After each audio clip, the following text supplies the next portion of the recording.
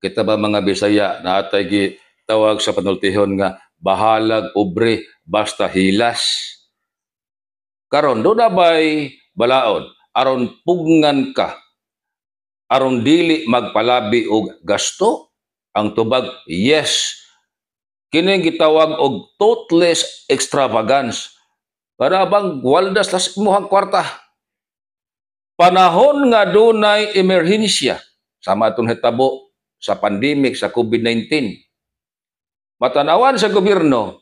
nga gastuso ka kaayo unya di na kayo kinahanglan imong paggasto pagpasikat lang ang imo mahimo nga ang gobyerno or ang mga pribado nga charitable institution mo file nimo og kaso nga tuskurte o pamatud-an nga ikaw nagwaldas sa imuhang kwarta o bahandi moingon ang korte nga dong ay palabi gasto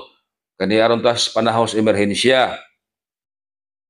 asa man nga provision ubos sa Article 25 sa atuang New Civil Code gitawag na og toothless extravagance kon gasto lang bisan wa na kinahanglan na